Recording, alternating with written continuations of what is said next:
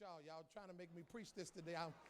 I'm going to save that copy for the Bahamas. But you know why God didn't say circumcise the back of your foot? Because that's necessary. When God said circumcise, he circumcised the part that was useless and the part that could lead to danger.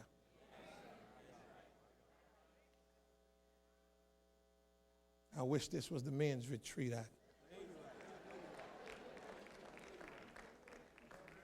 He told them to circumcise the foreskin of their flesh. It didn't serve a purpose, but it could be harmful because it was easier for those that were not circumcised to fall prey to infections and diseases of the flesh.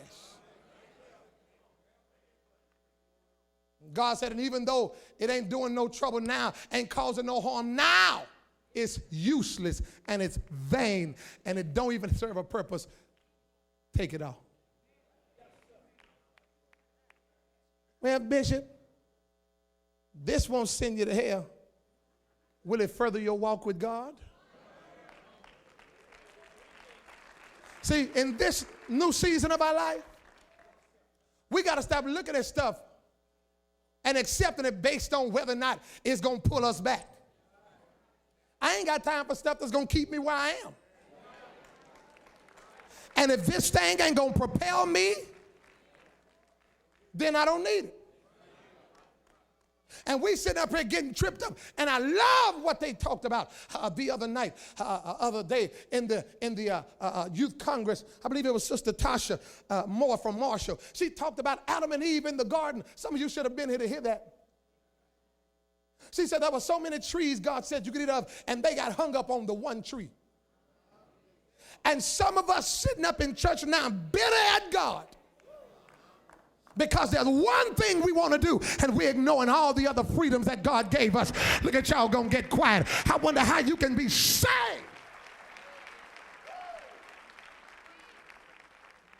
and you'll leave because of one thing.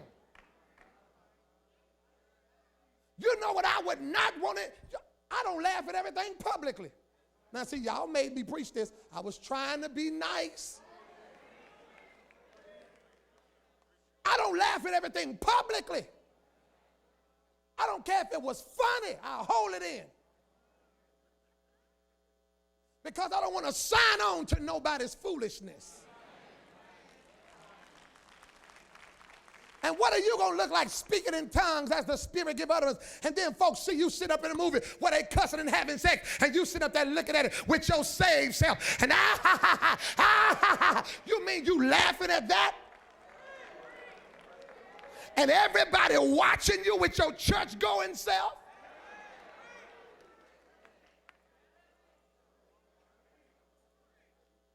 Some things you ought not look at in your house.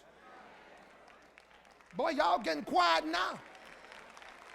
Touch somebody and tell them we need another circumcision because there's some useless things holding on to us. God said it needs to be cut away. See, we're not even used to this because holiness ain't organic anymore, let some people tell it. It got so many things attached to it now. You know, when something is organic, that means they have added nothing. It's in its pure form. There's a new holiness trying to break through. But I want that old organic holiness. I want a holiness that ain't got nothing added to it. Boy, y'all gonna get, I'm trying to move on.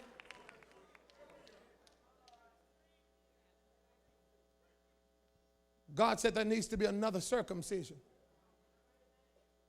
Because we're picking up things as we go through the wilderness. We done come out of Egypt and now the wilderness is having an effect on us.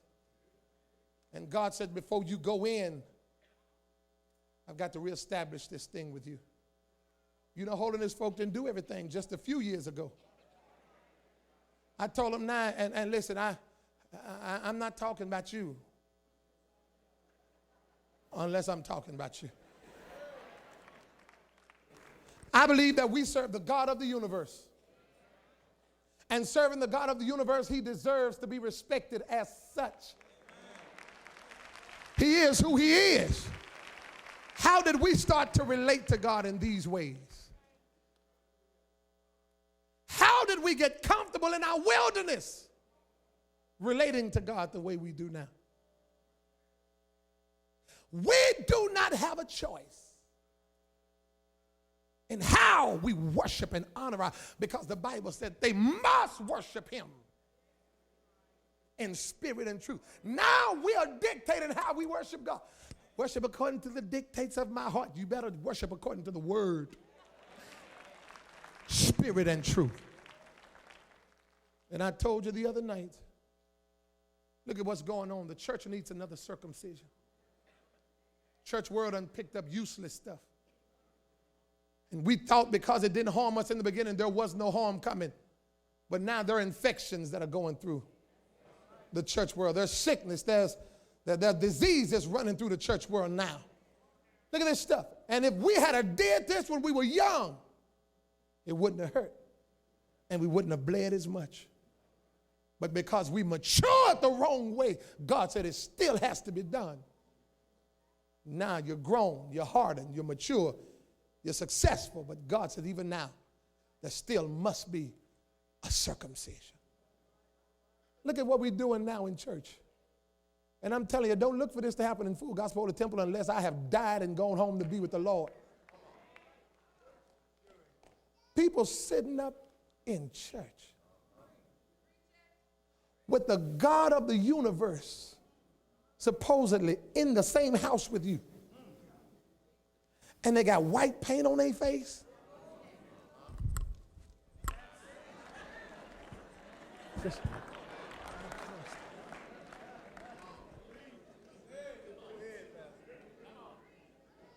Would you go to the bank like that?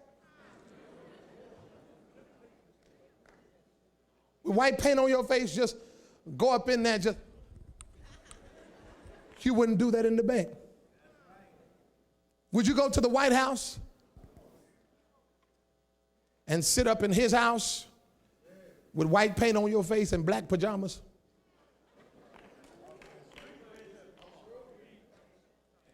So how did we get comfortable in the presence of the God of the universe and we sitting up in church any kind of way? There's got to be another circumcision. We done picked up stuff along the way. And God says you're not going in like that. Brothers and sisters, we have come too far to let the foolishness of the wilderness keep us out of the promised land. God says, Joshua, sharpen your knife. It's going to hurt them, but sharpen this knife. They're going to cry, they're going to bleed profusely, but sharpen your knife, because the people need to be circumcised again. And God is calling for preachers all over this country to sharpen your knife. We're at a point now, we preached them out of Egypt. Now we got to preach them out of the wilderness. And we got to preach this thing until people get it now. Can you imagine a promised land full of uncircumcised people? That was the highest evil that a nation could commit. When David saw Goliath, he knew he had victory in the bag. You know why? Because he knew he was facing an uncircumcised Philistine. And when you don't have a covenant with God, you cannot expect victory. So I don't care how you were shouting watch night.